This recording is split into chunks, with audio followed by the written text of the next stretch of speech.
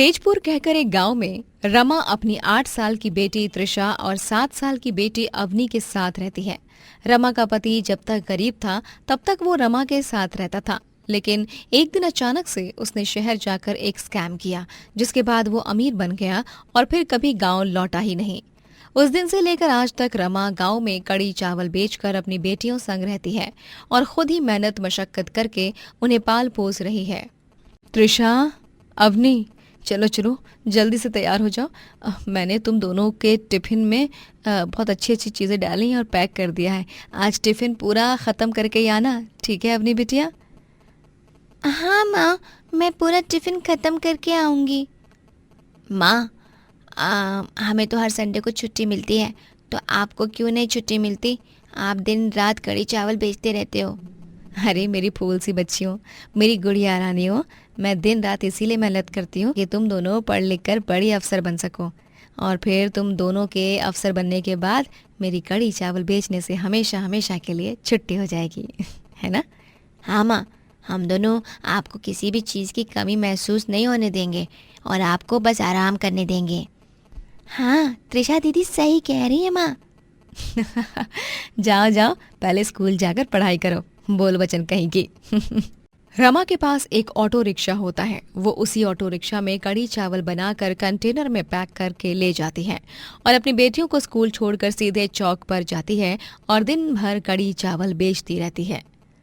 कड़ी चावल, कड़ी चावल, स्वादिष्ट और मजेदार कड़ी चावल, एक बार खाओगे तो बार बार खाओगे, एक बार खाओगे तो बार बार आओगे। कड़ी चावल, कड़ी चावल, पकौड़े वाली कड़ी, सादी कड़ी, मसाले वाली कड़ी, दही कड़ी, हर एक प्रकार की कड़ी मिलेगी सिर्फ यहाँ, और कहाँ? स्वाद में मस्त और दाम में जबरदस्त कड़ी चावल, कड़ी चावल। लोग बड़े चाव से रमा के हाथ की कड़ी चावल खाते हैं और उसके ऑटो रिक्शा के पास ढेर सारे ग्राहकों की लंबी कतार लग जाती है। वाह वाह, क्या खुशबू है इस कड़ी चावल की, बचपन याद आ गया। भाई, मुझे 2 प्लेट कड़ी चावल दे दो रामा बहन जी। जी भाई साहब, मैं अभी देती हूँ। अरे वाह रमा बहन, तुम्हारे हाथ के कड़ी चावल तो एकदम लाजवाब है। आज के जमाने में ऐसे असली और देसी स्वाद वाले कड़ी चावल मिलना मतलब रेगिस्तान में से पानी मिलने के बराबर है। धन्यवाद बहन जी। ये लीजिए, ये पकौड़े वाली कड़ी और जीरा वाले चावल आपके लिए, और ये रहा आपका पार्सल। धन्यवाद रमा बहन, ये लो तुम्हारे पैसे। रामा बहन जी, मैं आपके यहाँ कड़ी चावल का ऑर्डर देने आया हूँ। कल मंदिर में हवन रखा जाने वाला है और उसमें 200 से 300 लोगों के लिए कड़ी चावल का बंदोबस्त करना है। तो आप बताइए, आप खाना यहीं से बनाएंगी या फिर मंदिर में आकर बनाएंगी? मैं मंदिर में आकर बनाऊंगी। भगवान के भक्तों को मिलने वाला प्रसाद तो स्वयं भगवान के घर यानी मंदिर में ही बनाना चाहिए ना। चलो ठीक है फिर, तय रहा। अच्छा, ये लीजिए, ये एडवांस के पैसे रख लीजिए, मुखिया जी ने दिए हैं। धन्यवाद भाई साहब, मुझे इतना नेक काम करने का अवसर देने के लिए। रमा के जीवन में अब बस काम और बेटियों की परवरिश की अहमियत थी। एक दिन जब करवा चौथ आता है तभी रमा को अपने पति की याद आती है। शैलेश जी, आप न जाने कहाँ चले गए। पैसा आने के बाद आपने मुझे और अपनी बच्चियों के बारे में कुछ नहीं सोचा। मैं आपके दिए दर्द के लिए आपको कभी माफ नहीं करूंगी। गांव में वसंतलाल कहकर एक गरीब ऑटो ड्राइवर होता है। एक दिन उसकी ऑटो खराब हो जाती है और वो बंद पड़ जाती है, जिसे ठीक कराना अब नामुमकिन हो जाता है। इसीलिए वो बहुत परेशान हो जाता है। मधु, अब मैं क्या करूंगा? मेरी ऑटो रिक्शा बंद पड़ चुकी है। अब उसे मैं ठीक भी नहीं करा सकता। अब वो किसी काम की नहीं रही। अरे आप चिंता मत कीजिए जी, कोई ना कोई रास्ता तो निकल ही जाएगा। न जाने क्या होगा अब। वसंत जी, मेरे पास एक सुझाव है। भले ये सुझाव एक गलत काम करने के लिए है, लेकिन अब इस वक्त हमारे पास और कोई भी दूसरा पर्याय नहीं है। कहो मधु, क्या है वो सुझाव?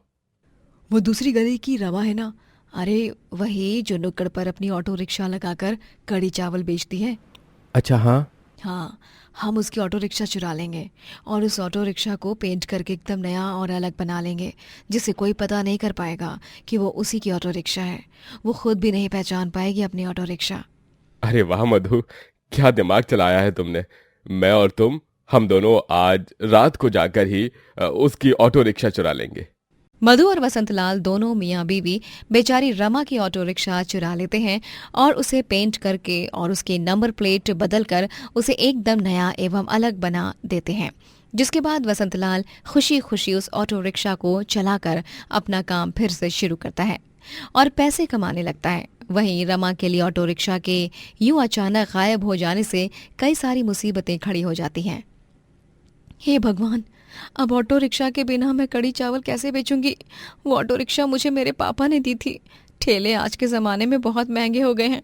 अवनी और त्रिशा के स्कूल की फीस और घर के किराया भी चुकाना है मुझे। 2 दिनों के अंदर अगर मैंने बचाए हुए पैसे खर्च कर दिए तो मैं अवनी और त्रिशा के स्कूल की फीस और घर का किराया नहीं भर पाऊंगी, जो कि सबसे ज़्यादा ज़रूरी है। रमा को ना चाहते हुए भी अब सड़क पर ही कड़ी चावल लेकर बैठना पड़ता है, लेकिन बारिश के दिनों के कारण रमा की मुश्किलें और ज्यादा बढ़ने वाली थी।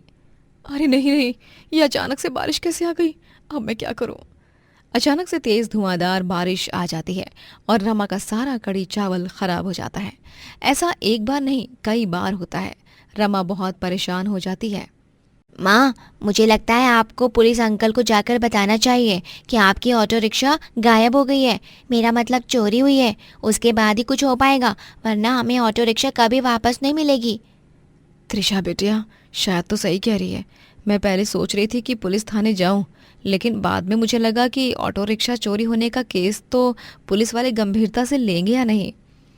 रमा पुलिस स्टेशन जाकर अपनी ऑटो रिक्शा के चोरी होने की केस को दर्ज करती है और पुलिस जब गांव के सारे ऑटो रिक्शा बेचने वालों से पूछताछ करते हैं तब उन्हें एक आदमी के पास रमा के ऑटो रिक्शा का नंबर प्लेट मिलता है और वो आदमी उन्हें वसंतलाल का पता देता है और वक्त रहते ही पुलिस वसंतलाल को ऑटो रिक्शा चोरी करने के कारण गिरफ्तार कर लेती है।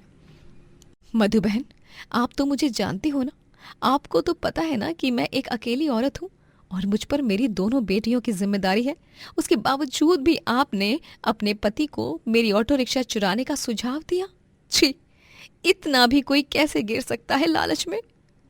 लेकिन रमा बहन, बस बस मधु बहन, बस। अब मुझे ना तो आपकी सुननी है और ना ही आपके चोर पति की। इंस्पेक्टर साहब, गिरफ्तार कर लीजिए इन दोनों मियाँ बीवी को। और खूब सारा डिशम डिशम करना, इनकी अच्छे से पिटाई करना पुलिस अंकल। मधु और वसंतलाल को जेल की सलाखों के पीछे कैद कर दिया जाता है और रमा फिर से अपनी ऑटो रिक्शा में कड़ी चावल बेचने लगती है और खूब सारे पैसे कमाने लगती है। वो दिन रात मेहनत करके अपनी बेटियों को पढ़ा लिखा कर खूब आगे ले जाती है। बड़े होने के बाद त्रिशा एक डॉक्टर बनती है, वहीं अवनी एक IPS ऑफिसर और दोनों बेटियां अपनी माँ का नाम रोशन करती हैं। पलक एक गरीब लड़की होती है जिसने बचपन में अपनी माँ को एक हादसे में खो दिया था और उसके बाद वो अकेली ही रहने लगती है और अकेली ही काम कर करके पली बड़ी थी। वो अब रंजनपुर नामक गांव में आ जाती है क्योंकि वो पहले जिस गांव में रहती थी वहां की आबादी बहुत कम थी। अरे रंजनपुरा आ गया, रंजनपुरा, चलो चलो सभी यात्री उतरो उतरो। रंजनपुर आ गया? इस गांव की जनसंख्या काफी ज्यादा है, इसीलिए मैं यहाँ आई हूँ अपना काम करने, अपनी अनोखी रेसिपी मैगी भेल बेचने। हे गंगा मैया, मेरी रक्षा करना। पलक बस से नीचे उतरती है और वो गांव में यहाँ से वहाँ घूमती है। पहले कुछ दिनों वो मंदिर के आश्रम में रहती है और वो अपने पास से बचे खुचे पैसे होते हैं उनसे एक ठेला खरीदती है और बोर्ड को अपने हाथों से पेंट करती है। पलक मैगी भेल वाली। गंगा मैया की कृपा से मेरा ये ठेला शुभ ही साबित होगा मेरे लिए। पलक की मैगी भेल एक बहुत ही अनोखी रेसिपी थी जिसे ना तो पहले कभी किसी ने खाया था ना कभी देखा सुना था। जैसे ही लोगों की नजर उस ठेले के बोर्ड पर जाती है वो पलक के ठेले के पास मैगी भेल खाने आ जाते हैं और उन्हें वो मैगी भेल बहुत पसंद आती है। अरे वाह वाह वाह, क्या स्वादिष्ट रेसिपी है ये, एकदम बेजोड़ और निराली। मैगी भेल, अरे भाई दिल खुश हो गया पलक बिटिया, मुझे तो एक प्लेट और दे दो। और मैगी भेल तो बहुत लाजवाब है, मजा आ गया इसे खाकर। आहा। धन्यवाद काका, मैगी भेल वाली पलक पूरे गांव में थोड़े ही दिनों में मशहूर हो जाती है और उसके ठेले के बाहर ग्राहकों की भीड़ अक्सर जमी ही रहती है और पलक अब दिन भर में अच्छी कमाई करने लगी थी। लेकिन पलक मैगी भेल वाली के कारण उस मोहल्ले में भेलपूरी बेचने वाली मनोरमा के ठेले पर ग्राहकों का आना जाना ना के बराबर हो चुका था। अरे भैया, जब से वो पलक मैगी भेल वाली आई है तब से मेरे ठेले पर भेलपूरी खाने कोई नहीं आया। इक्का दुक्का ग्राहक तो छोड़ो, तनिको एक मक्खी तक नहीं मंडरा रही आज तो। मनोरमा एक विधवा औरत थी जिसका इस दुनिया में कोई नहीं था और वो रंजनपुर में अभी 2 साल पहले ही रहने आई थी। लोगों का कहना था कि उसके जीवन में बहुत दुख मिले थे, इसीलिए वो गुस्सैल और घमंडी स्वभाव की थी। पलक की बढ़ती तरक्की देख मनोरमा के कलेजे में आग लगने लगती है और वो गुस्से से लाल होकर अब पलक के लिए मुसीबतें खड़ी करने के लिए तय करती है। बस बहुत हुआ, अब तो मैं इस पलक की बच्ची का जीना दुश्वार करके ही रहूंगी और इसे इस गांव से भगा कर ही रहूंगी, क्योंकि इसके मैगी भेल की वजह से ही मेरे भेलपूरी ठेले की वाट लग चुकी है। मनोरमा रात को पलक के ठेले के पास छुपकर उसे देखती है और जैसे ही पलक ठेला बंद करके वहां से जाती है, मनोरमा तुरंत उसके ठेले पर रॉकेल डालकर उसे जला देती है और वहां से भाग जाती है। अगली सुबह अपने ठेले को राख होते हुए देख पलक को बहुत बुरा लगता है। अरे नहीं, मेरा ठेला जलकर राख कैसे हो गया? अब मैं क्या करूंगी? नया ठेला लेने जाऊं तो वो कितना महंगा आता है, लेकिन अब मेरे पास नया ठेला खरीदने के अलावा कोई और पर्याय भी नहीं है। खरीद, ये तो बस शुरुआत है। तुझे मैं इतना तंग करूंगी कि तू थक हार कर इस गांव से चली जाएगी। मेरे नाक में दम कर रखा है जब से आई है। पलक बाजार जाकर एक नया ठेला खरीद लेती है और नए ठेले पर मैगी भेल बेचने लगती है। मनोरमा की जलन दिन ब दिन बढ़ती ही जाती है और उससे पलक की प्रगति देखी नहीं जाती, इसीलिए वो अब अपनी दूसरी चाल चलती है। वो उसके आश्रम में जाकर उसके सारे पैसे चुरा लेती है और मैगी भेल बनाने की सारी सामग्री भी चुरा लेती है, जिसके बाद बेचारी पलक के पास अब कुछ नहीं बचता है। वो एक पेड़ की छाया में बैठकर बिलख बिलख कर रो रही होती है। हे गंगा मैया, ये क्या हो गया मेरे साथ? अब मैं क्या करूंगी? सारे पैसे और सारा सामान चोरी हो गया मेरा। अब मैं मैगी भेल कैसे बेचूंगी? कैसे करूंगी मैं अपना गुजारा? अब मैं आराम से अपनी भेलपूरी बेच सकती हूँ और साथ ही मैगी भेल भी, क्योंकि अब तो वो कलमुही पलक जा चुकी है। आखिरकार मेरा मकसद पूरा हो ही गया। पलक जब रो रही होती है तभी वहाँ तेज हवा चलती है और हवा के झोंके के साथ एक कागज उड़कर पलक की गोद में आ गिरता है। जब पलक उस कागज को देखती है तब वो चकित रह जाती है। कुकिंग कंपटीशन, वो भी रंजनपुर में? अरे वाह, 5 मिनट में बढ़िया सी अनोखी डिश बनाने वाले प्रतियोगी को मिलेगा 2 लाख रुपए का इनाम और साथ ही एक चमचमाती हुई ट्रॉफी। ये तो बहुत ही सुनहरा मौका है। मैं इस मौके को अपने हाथ से जाने नहीं दूंगी और मैं इस कुकिंग कंपटीशन में हिस्सा लेकर ही रहूंगी। गंगा मैया, अब आपके हाथों में है सब कुछ। पलक उस कुकिंग कंपटीशन में भाग लेती है और वहां पर भी वो मैगी भेल ही बनाती है। मैगी भेल जैसी अनोखी रेसिपी को चखकर जजेस बहुत खुश हो जाते हैं। उन्हें पलक की बनाई हुई मैगी भेल काफी पसंद आती है और वो उसकी प्रशंसा करते हैं।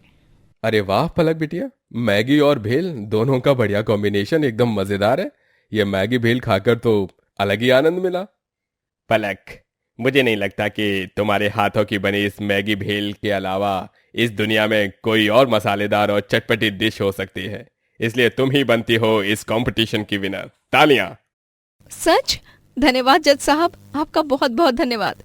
पलक उस कुकिंग कंपटीशन को जीतकर 2 लाख रुपए का इनाम और ट्रॉफी पाती है और वो उन पैसों से गांव में अपना एक घर और एक ढाबा खरीदती है और उस ढाबे में वो मैगी भेल बेचने लगती है। मनोरमा को जब ये सब पता चलता है तब वो उसके ढाबे पर जाकर वहां माचिस की तीली फेंक कर आती है ताकि वहां आग लगे, लेकिन तभी उसे जमीन पर गिरा हुआ लॉकेट दिखाई देता है। उसे देख मनोरमा हैरान और भौचक्की रह जाती है। हैं? ये क्या? ये लॉकेट? इस पर तो मेरी कुहू का नाम लिखा है। ये मेरी कुहू का ही लॉकेट है। मैंने उसे दिया था जब हम उस मेले में बिछड़े थे। इसका मतलब पलक मेरी कुहू है। क्या? ये मैंने क्या कर दिया? अपनी ही बच्ची को मैंने मौत के मुंह में मरने के लिए छोड़ दिया। कुहू, मेरी बच्ची, बचाओ बचाओ, कोई है? बचाओ बचाओ, कोई है? माँ, गंगा मैया। मनोरमा अपनी बच्ची को बचाने के लिए आग में कूद जाती है और खुद जलकर पलक यानी कुहू को आग से बाहर निकालती है। काकी, काकी, ये आपने क्या किया? आप जल जाओगी काकी। काकी नहीं बेटा, मैं तेरी माँ हूँ और तू मेरी कुहू है। क्या माँ? पलक मनोरमा को देख रो पड़ती है और वो उसे आग से बाहर निकालने की हर मुमकिन कोशिश करती है। पलक और 4 से 5 अन्य गांव वाले मिलकर पानी डाल डाल कर उसे फैलाते हुए आग को बुझाते हैं और मनोरमा को हॉस्पिटल ले जाया जाता है। हॉस्पिटल जाने के बाद मनोरमा 2 दिन बाद होश में आती है।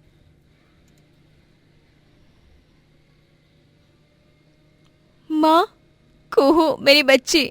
कई सालों पहले मेले में बिछड़ी हुई माँ बेटी कुहू और मनोरमा आखिरकार एक हो ही जाती हैं और दोनों एक दूसरे को गले से लगाती हैं। मनोरमा कुहू से अपनी सारी गलतियों के लिए माफी मांगती है। आपने जो कुछ भी किया बहुत गलत किया और उसके लिए मैं आपको कभी माफ नहीं करूंगी माँ। लेकिन माँ, आपको मैं अपनी गलतियों को सुधारने का एक आखिरी मौका जरूर दूंगी। उस दिन के बाद मनोरमा और कुहू एक साथ रहने लगते हैं और एक साथ मैगी भेल के बिजनेस को आगे बढ़ाते हैं और खूब तरक्की करते हैं। राजश्री के 2 बेटे होते हैं, प्रमोद और विनोद। बड़ा बेटा प्रमोद एक बड़ी मिल में नौकरी करता है, वहीं छोटा बेटा विनोद एक ढाबे पर खाना बनाने का काम करता है। उसके हाथ का बना राजमा चावल हर किसी की जुबान पर लगते ही सभी उसके दीवाने हो जाते हैं। ओए होए होए होए, अरे विनोद भाई, अरे तुमने तो कमाल ही कर दिया भाई। क्या लाजवाब राजमा चावल बनाते हो, सच में मजा ही आ गया इन्हें खाकर। हाँ यार, कुछ भी कहो, लेकिन विनोद के खाने का राजमा चावल पूरी दुनिया में एकदम बेस्ट है। धन्यवाद भाई साहब। विनोद के साथ घर में उसकी बीवी गायत्री होती है और प्रमोद के साथ उसकी बीवी पूनम। पूनम को अपने पति के नौकरी का बहुत घमंड होता है। वो हमेशा अपनी देवरानी को ताने देती रहती है।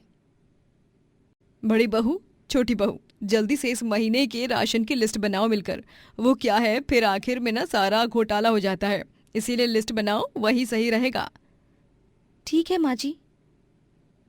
ओ महारानी, तुम्हें मेरे साथ लिस्ट बनाने की कोई जरूरत नहीं है।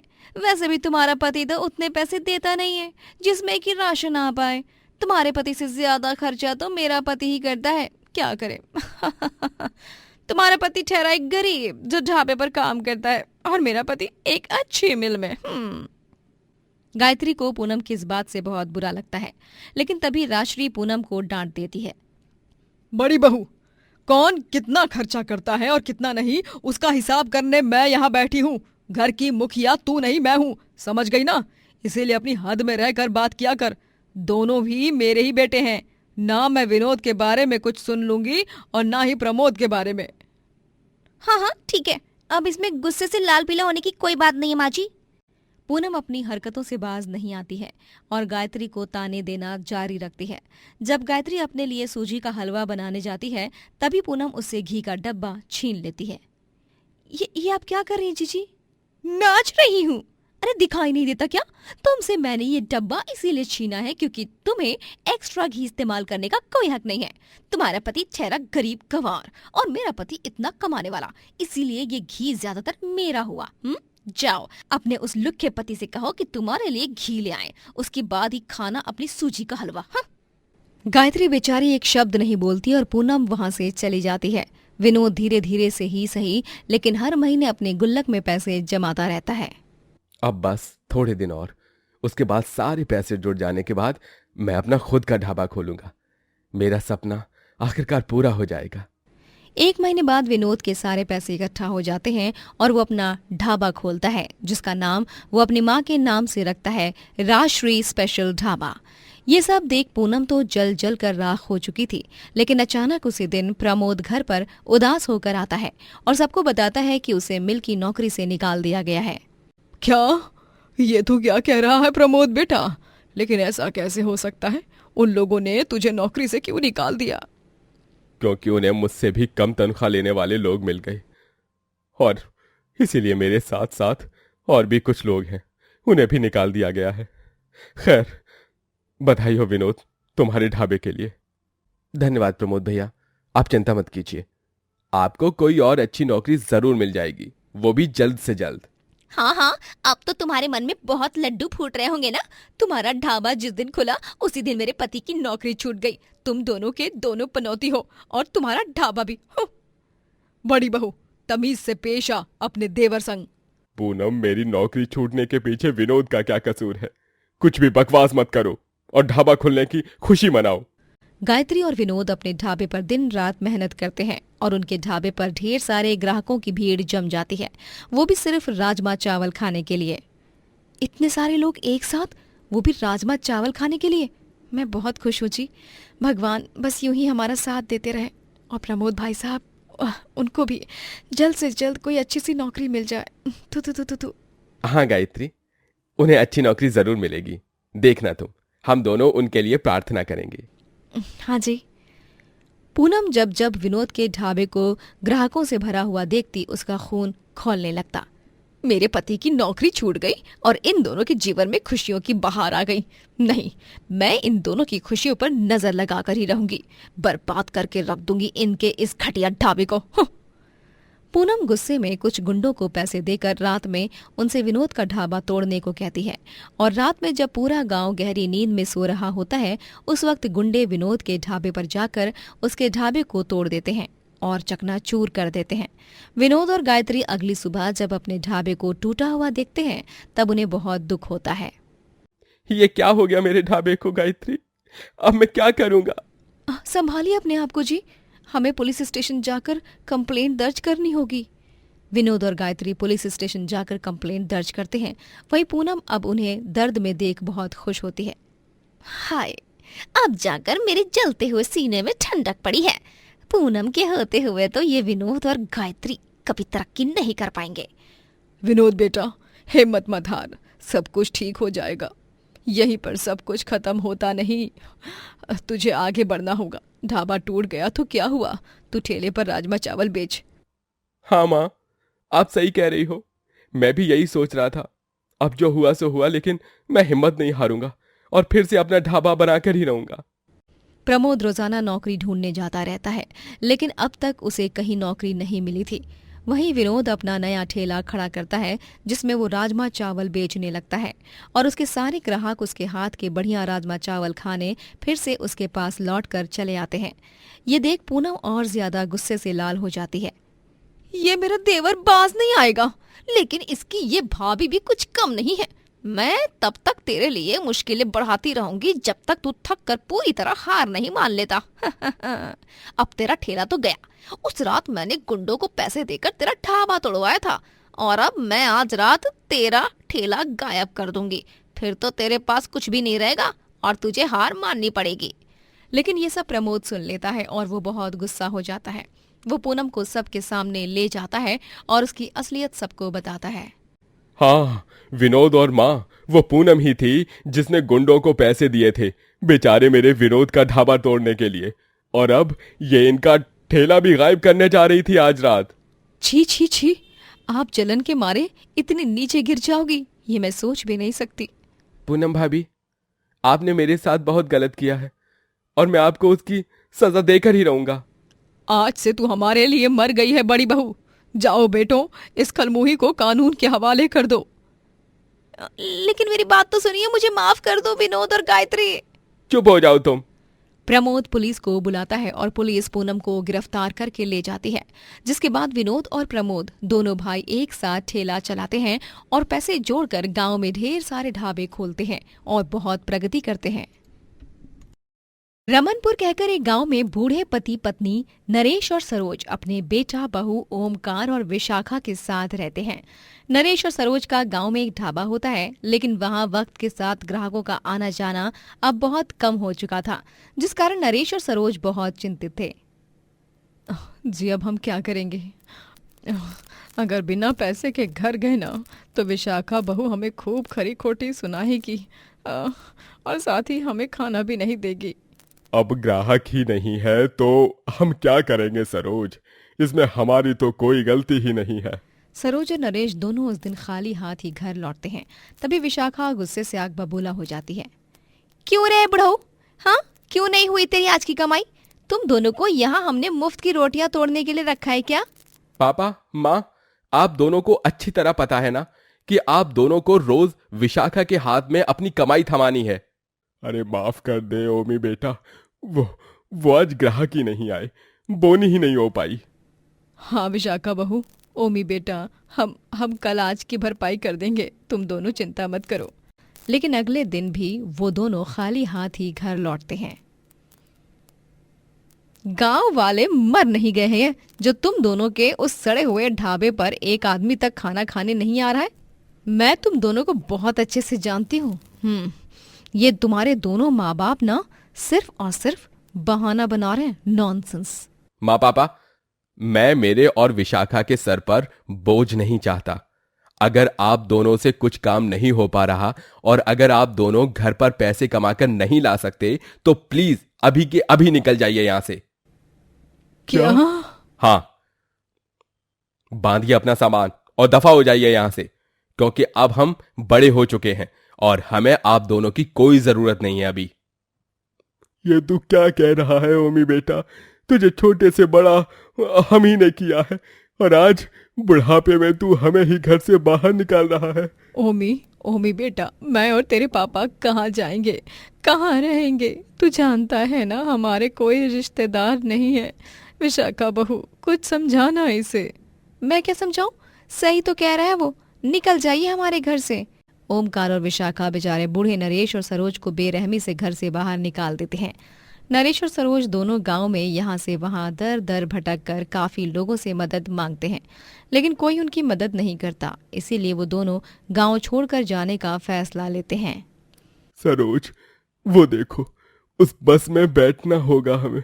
वो बस सीधे मुंबई शहर जाती है। लेकिन ओमी के पापा। सरोज, मैं जैसा कह रहा हूँ वैसा ही करो।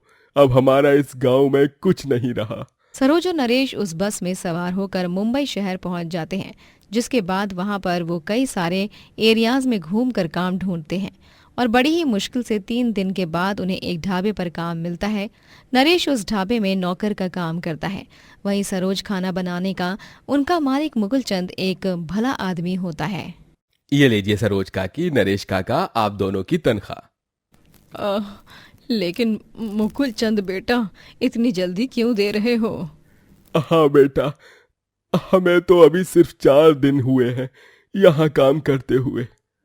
नरेश काका, सरोज काकी, मैं जानता हूँ कि आप दोनों के पास रहने के लिए छत नहीं है, इसलिए आप दोनों ढाबे के पास के पार्क में सोते हो।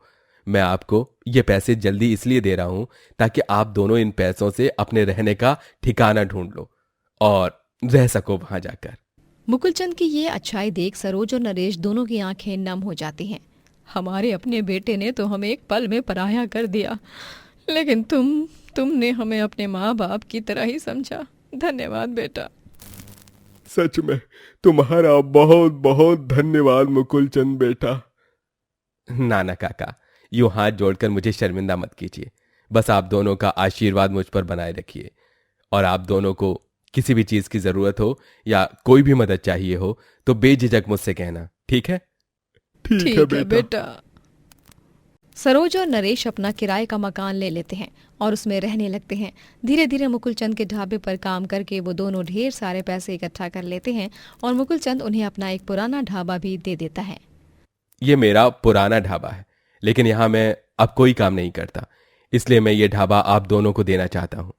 लोग आपके हाथ के बने सूट के सैंडविच के दीवाने हैं।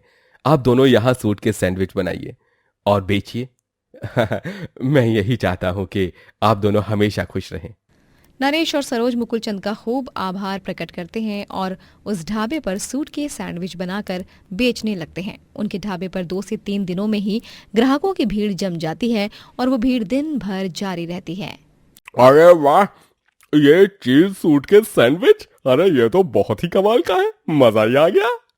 हाँ यार बल्लू, तू सही कह रहा है। काका काकी के हाथ के बने सूट के सैंडविच सच में बहुत टेस्टी हैं। काका काकी, मैं एक यूट्यूबर हूँ और मैं आप जैसे ढाबे और ठेले वालों के यूट्यूब व्लॉग शूट करता हूँ।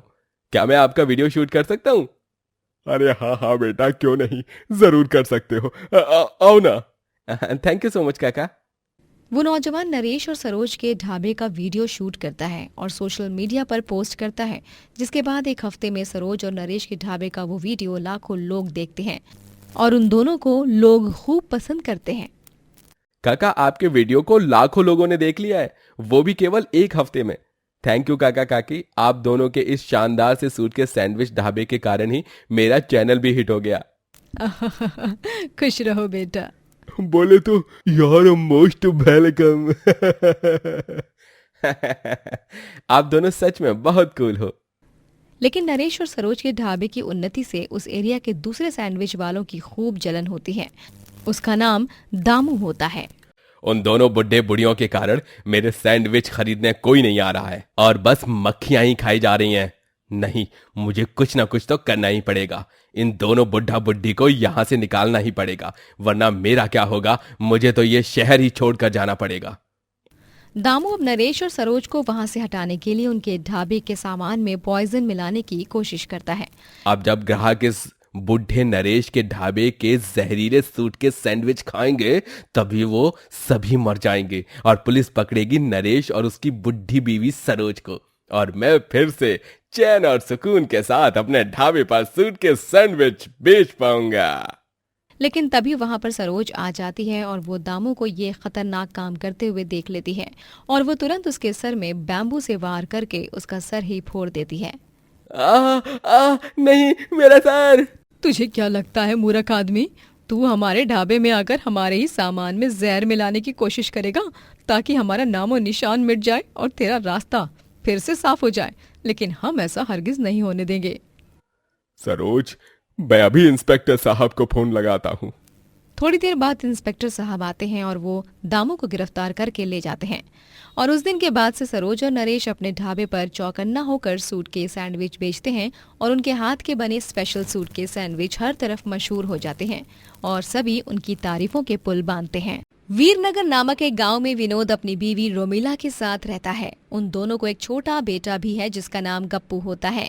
विनोद का एक बहुत बड़ा बांस का खेत होता है जिसमें उगाए बांस की लकड़ियों को वो सप्लाई करता है। अरे विनोद, तुम्हारे यहाँ की बांस की लकड़ियाँ एकदम बेस्ट क्वालिटी की होती हैं। सच में तुम बहुत अच्छी तरह से अपने खेत की देखभाल करते हो। धन्यवाद भाई साहब, ये लो तुम्हारे पैसे। विनोद पूरे गांव में बांस का नंबर 1 व्यापारी होता है। इतना ही नहीं, उसकी बीवी और वो मिलकर बांस के फर्नीचर और बांस के बर्तन भी बनाकर बेचते हैं जिससे उनका बहुत मुनाफा होता है। विनोद का इस दुनिया में कोई नहीं होता सिवाय उसके बीवी, बेटे और चचेरे भाई पुष्कर के।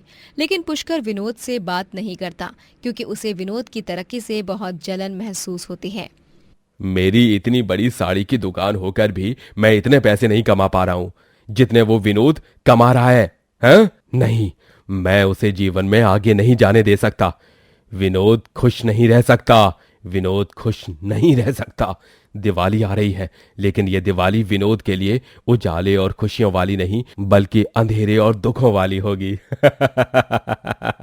दिवाली का पावन त्योहार आता है और पूरे वीरनगर में दियों की जगमगाहट होती है। सभी पटाखे जलाते हैं और पूरे उल्लास के साथ त्योहार मनाते हैं। विनोद भी रोमिला और गप्पू के साथ दिवाली मना रहा होता है। तभी चुपके से उसके खेत में पुष्कर आ जाता है। पूरा गांव दिवाली मनाने में व्यस्त है। यही सही मौका है खेत में पटाखे जलाकर पूरा खेत जला देने का। पुष्कर विनोद के खेत में जाकर पटाखे जलाता है और थोड़ी ही देर में पूरा बांस का खेत धू धू करके जलने लगता है। आग की लपटों को देख रोमिला चौंक जाती है और सभी खेत की ओर भागते हैं और पानी डालने लगते हैं, लेकिन खेत आधे से ज्यादा जल चुका होता है। नहीं, मेरा खेत, ये क्या हो गया लक्ष्मी मैया, अब मैं क्या करूंगा? हमारा खेत जल गया। विनोद बहुत टूट जाता है। उसके खेत की जमीन जलकर बंजर हो जाती है। अब बस थोड़ी ही बांस की लकड़ियां बची होती हैं जिन्हें रोमिला और विनोद संभाल कर रख लेते हैं। न जाने अब क्या होगा। अब इन बची कुची लकड़ियों से क्या होगा, मेरी तो कुछ समझ नहीं आ रहा है। जी आप हिम्मत रखिए, सब ठीक हो जाएगा और अच्छा ही होगा।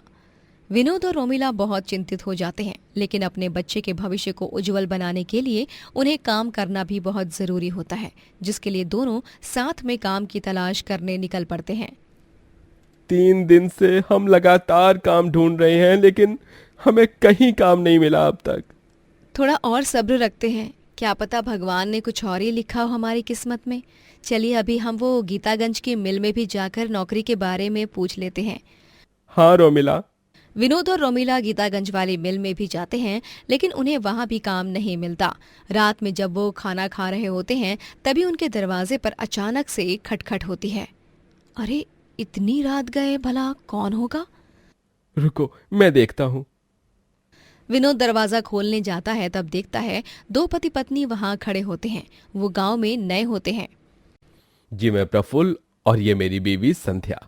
हम दोनों इस गांव के ऐतिहासिक जगहों पर घूमने आए हैं, लेकिन हम होटल बुक करने गए थे। देखा कि सारे होटल्स फुल हैं, कहीं भी रूम नहीं मिला, इसलिए हम आपके पास आए हैं। क्या हम रात के लिए आपके पास ही रुक जाएं? अगर आपको एतराज ना हो तो हम सुबह होते ही निकल जाएंगे। जी बिल्कुल बिल्कुल। प्रफुल्ल भाई, संध्या भाभी आइए, घर में आइए। तुम्हारा बहुत बहुत धन्यवाद। प्रफुल्ल और उसकी बीवी संध्या दोनों विनोद और रोमिला के घर रुकते हैं। तभी विनोद उनके लिए अपने हाथों से गर्मा गर्म मैगी नूडल्स बनाता है। ये लीजिए गर्मा गर्म मैगी नूडल्स। जितना खाना था सब खत्म हो गया, इसलिए ये मैगी नूडल्स बनाए हैं। शुक्रिया विनोद भाई साहब, इसकी खुशबू तो बहुत ही लाजवाब है। मुझे पूरा यकीन है कि इसका स्वाद भी उम्दा होगा। प्रफुल्ल और संध्या जब मैगी नूडल्स चखते हैं और उन्हें वो बहुत पसंद आते हैं। आहा, क्या मैगी नूडल्स हैं, सच में मजा ही आ गया।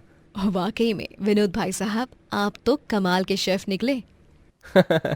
जी धन्यवाद। विनोद जी जैसे मैगी नूडल्स तो कोई बना ही नहीं सकता। जो कोई इनके हाथ के मैगी नूडल्स खाता है वो इनका फैन हो जाता है। मेरे पापा बेस्ट हैं।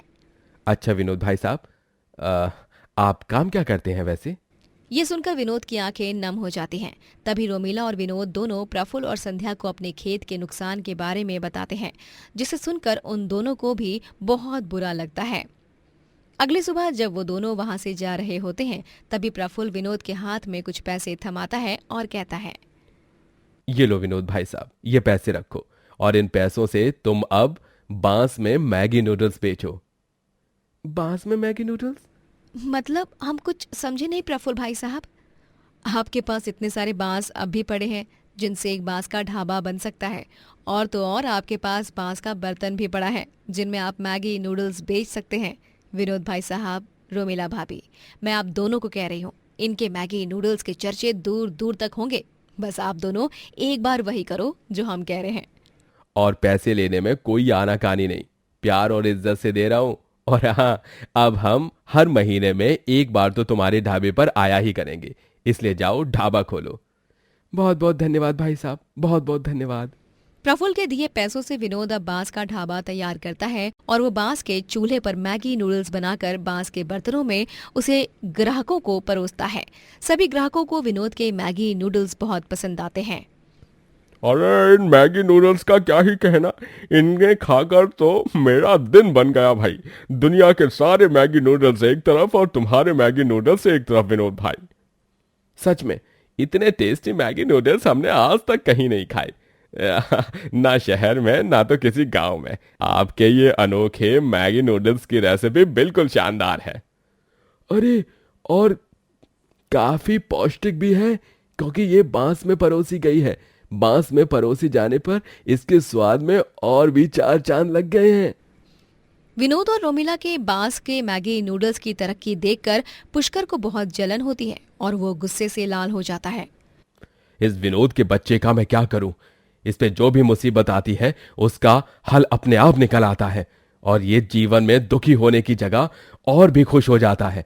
मुझे इसका कुछ तो करना ही होगा। इसका ये बांस का मैगी नूडल्स अब पूरे गांव को बर्बाद कर देगा और विनोद को तो और भी ज्यादा बर्बाद कर देगा। हाँ। पुष्कर दिन के सन्नाटे में चुपके से विनोद के ढाबे में जाता है और वो उसके मैगी नूडल्स में जहर मिलाता है, लेकिन तभी गांव वाले उसे देख लेते हैं और उसे तुरंत पकड़ लेते हैं और खूब मारते हैं। क्यों रे कमीने, नूडल्स में जहर मिलाने आया था क्या? आज तो तेरी हड्डी पसली है, कर ही रहेंगे हम। नहीं नहीं, मुझे मत मारो, मत मारो। गांव वाले पुष्कर को खूब मारते हैं। तभी वहां विनोद पुलिस को लेकर आता है। मेरा चचेरा भाई होकर भी तूने मेरे साथ ऐसा किया पुष्कर। जब तू ये करने आया था तो इसका मतलब तूने ही मेरे बांस का खेत जलाया होगा। हाँ, लानत है तुझ पर। गिरफ्तार कर लीजिए इस हैवान को इंस्पेक्टर साहब। पुलिस पुष्कर को गिरफ्तार कर लेती है और उसे जेल की सलाखों के पीछे कैद कर दिया जाता है। विनोद अपने ढाबे के जरिए खूब नाम और पैसे कमाता है और जीवन में भरपूर तरक्की करता है। कॉलेज में पढ़ने वाली आंचल अपनी सौतेली माँ उर्मिला और सौतेले भाई चिराग के साथ रहती है। उसके पिता ने उसकी सगी माँ की मृत्यु के बाद उर्मिला से शादी की, जिसे पहले से ही एक बेटा था, और फिर कुछ सालों बाद एक एक्सीडेंट में आंचल के पिता की भी मौत हो गई और फिर उर्मिला ने उसकी सारी जायदाद अपने नाम कर ली। उर्मिला आंचल संग बहुत बुरी तरह पेश आती। अरे ओ कल मुही करंजली कहीं की, जल्दी जल्दी हाथ चला और मेरे बेटे के लिए खाना बना। अगर वक्त पर खाना नहीं बन पाया तो तुझे मैं अगले 10 दिनों तक भूखी और प्यासी रखूंगी, समझ गई तू? ठीक ठीक है माँ। माँ मत कह मुझे, मैं तेरी माँ नहीं, सिर्फ अपने चीरू की माँ हूँ। उर्मिला आंचल से कभी सीधे मुंह बात नहीं करती। बेचारी आंचल दिन रात बस काम ही करती रहती है और उसे पढ़ाई करने के लिए 1 मिनट तक नहीं मिलता है। वो कॉलेज में एक दिन स्प्रिंग रोल्स बनाकर ले जाती है, जिसे खाकर उसकी सहेलियां बहुत खुश हो जाती हैं और उन्हें वो स्प्रिंग रोल्स खूब पसंद आते हैं। वाह यार आंचल, ये स्प्रिंग रोल्स तो एकदम माइंड ब्लोइंग है, वेरी टेस्टी। इतने यमी स्प्रिंग रोल्स तो मैंने कहीं नहीं खाए हैं। इसे तूने बहुत ही अच्छी तरह से बनाया है आंचल। तू ये स्प्रिंग रोल्स रोज लाया करना। Thank you. आंचल के हाथ के बने स्प्रिंग रोल्स उर्मिला और चिराग को भी बहुत पसंद होते हैं, लेकिन वो कभी उसकी तारीफ नहीं करते। चिराग और आंचल दोनों एक ही क्लास में पढ़ते हैं और जब आंचल एग्जाम में फर्स्ट आती है और चिराग सेकंड आता है, तभी चिराग को आंचल पर बहुत गुस्सा आता है। उसके दोस्त उसे खूब चिढ़ाते हैं। क्या यार चिराग, सेकंड आकर भी तेरा कोई फायदा नहीं हुआ, क्योंकि तुझसे आगे तो तेरी सौतेली बहन निकल गई। तू तो लूजर निकला चिराग, क्योंकि तेरी बहन ने ही तुझे मात दे दी। घर जाकर माँ आज उस आंचल की वजह से मेरी इतनी बेइज्जती हुई। मैं बस 2 मार्क्स से पीछे रह गया। आंचल हर बार मेरे रास्ते का कांटा बनती है और मुझसे आगे निकल जाती है। उसका कुछ तो करो माँ, वरना मैं ही कुछ कर दूंगा। तू फिक्र मत कर बेटा, तू जाकर और मेहनत कर, क्योंकि अब वो नासपिटी कॉलेज कैसे जाती है वो मैं देखती हूँ। नहीं, उसकी दोनों टांगे तोड़कर उसके हाथ में दे दिए ना तो मेरा नाम भी उर्मिला नहीं। उर्मिला आंचल का कॉलेज जाना बंद कर देती है और उसे घर पर ही कैद कर कर रखती है और सारे घर के काम करवाती है। उर्मिला जी, मैं आपके सामने हाथ जोड़ती हूँ, प्लीज मुझे कॉलेज जाने दीजिए। मुझे पढ़ाई करनी है, मुझे पढ़ लिख कर बहुत आगे जाना है और अपने स्वर्गवासी माता पिता का नाम रोशन करना है। अरे चुप, तेरी पढ़ाई गई तेल लेने। चुपचाप सारे बर्तन घिस और उसके बाद मुझे गर्मा गर्म पनीर के पकौड़े और इमली की चटनी बना कर दे, वरना आज तुझे इतना मारूंगी कि तू अगले 15 दिन तक अपना मुंह नहीं खोल पाएगी। आंचल खूब रोती है। उसे उसके सारे सपने छिन चुके थे और उसे ना चाहते हुए भी उर्मिला की कैद में रहना पड़ता है।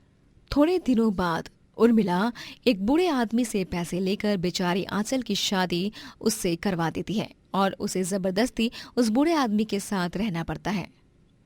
ओए लड़की, तुझे पैसे देकर अपनी बीवी बनाकर लाया हूं मैं। चल मुझे खुश कर अभी, वरना तेरी खैर नहीं। मुझसे दूर रहो, मैं विनती करती हूँ। दूर रहने के लिए तुझे अपनी बीवी नहीं बनाया है। रुक जा, तू ऐसे नहीं मानेगी। तुझे तो मार खिलाकर ही लाइन पर लाना होगा। वो बूढ़ा आदमी आंचल को बेल्ट से मारने जाता है कि तभी वहां पर उसका नौजवान पड़ोसी अर्जुन आ जाता है, जो आंचल को बचाता है और उस बूढ़े आदमी को खूब मारता है। ये ले। नहीं। बूढ़ा आदमी मार खाकर वहां से भाग जाता है और आंचल झट से अर्जुन के सीने से लिपट जाती है। तुम ठीक तो हो ना? हाँ, मैं ठीक हूँ। थैंक यू सो मच मेरी जान बचाने के लिए। अर्जुन आंचल को अपने घर ले जाता है। अर्जुन के साथ उसकी माँ पद्मिनी भी रहती है। पद्मिनी और अर्जुन दोनों माँ बेटे आंचल को किसी चीज की कमी महसूस होने नहीं देते हैं। जब उन्हें आंचल के साथ जो गलत हुआ उसके बारे में पता चलता है, तब उन दोनों को भी बहुत बुरा लगता है। अब आंचल फिर से कॉलेज जाने लगती है और अपनी पढ़ाई पूरी करती है। आंचल एक दिन पद्मिनी और अर्जुन के लिए स्प्रिंग रोल्स बनाती है। अरे वाह आंचल बिटिया, ये स्प्रिंग रोल्स तो बहुत ही स्वादिष्ट और मजेदार है। सच में इन्हें खाकर तो मजा ही आ गया। ये पहला ऐसा नए जमाने का खाना है जो मुझ बूढ़ी को पसंद आया है। धन्यवाद पद्मिनी काकी। रियली मानना पड़ेगा, one of the best spring rolls. ऐसे स्प्रिंग रोल्स इस शहर में तो क्या, इस पूरी दुनिया में कहीं भी नहीं मिलते होंगे। आंचल अब जब जॉब ढूंढने लगती है तो पद्मिनी उसे जॉब करने की जगह कैफे खोलने को कहती है। कैफे? हाँ चल बेटिया, कैफे। हमारे पास एक खाली दुकान पड़ी है, उसमें तुम अपना कैफे खोल सकते हो। तुम इतने अच्छे और लजीज स्प्रिंग रोल्स बनाती हो, लोग तुम्हारे स्प्रिंग रोल्स के फैंस बन जाएंगे, देखना तुम। वैसे आइडिया अच्छा है, ट्राई तो ज़रूर करना चाहिए।